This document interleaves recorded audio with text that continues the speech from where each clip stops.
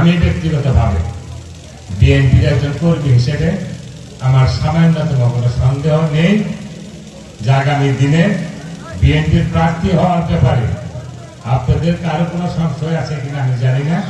আমার ব্যক্তিগতভাবে শামীম তালুকদার আমার কোনো সংশয় নেই। এই কারণের জন্যই নেই, শুধু 17 বছর নয়, এই ছাত্র জীবনের রাজনীতি থেকে শুরু করে আজকে পর্যন্ত যত কর্মকাণ্ড করেছি আমি মনে করি সরিষাবাড়ির মানুষ জানেন, সরিষাবাড়ির দল জানেন এবং আমাদের কেন্দ্রীয় বিএনপি নেতৃবৃন্দরা জানেন, জাতীয় নেতৃবৃন্দরা জানেন।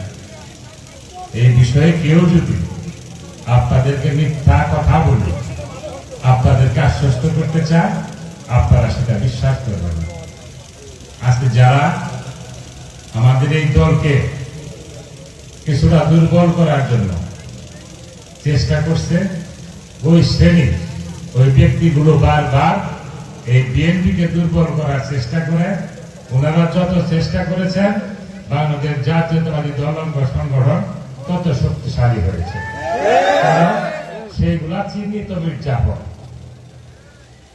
মির্জাফর। আপনারা জানেন যে বিগত দিনেও নির্বাচনের আগে 2001 সালেও ঝামেলা করেছেন।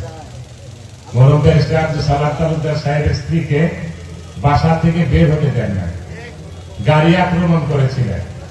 আজকে মুষ্টিমেয় সেই একজন ব্যক্তি আবার হিতৈষী হয়ে বিএনপির অগ্রযাত্রাকে ব্যাহত করার জন্য তারা চেষ্টা চালিয়ে যাচ্ছে। এটা জেলা নেতৃবৃন্দরা, উপজেলা নেতৃবৃন্দ, ইউনিয়ন নেতৃবৃন্দ এবং কেন্দ্রীয় নেতৃবৃন্দরা কয়েকটা আছে। একটি সময় বিএনপিকে দুর্যোগে ফেলা হয়েছিল এলডিপি নামে একটি দল গঠন করে। ওই আমরা ইউনিয়নের সাবেক এক চেয়ারম্যান ছিলেন, উনি সর্বপ্রথম এলডিপির কুলা নিয়ে জগদানখানে মিছিল করেছিলেন। আমাদের আনন্দনগর বাজারের একজন আছেন যে সবচেয়ে বেশি দুর্নীতিবাজ বলে আমার কাছে মনে হয়েছে।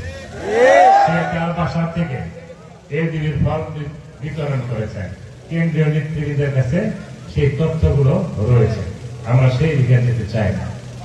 আগামী দিনের নির্বাচনে বিভিন্ন রাজনৈতিক দলের প্রার্থীরা আপনাদের কাছে আসবে। আমরা যে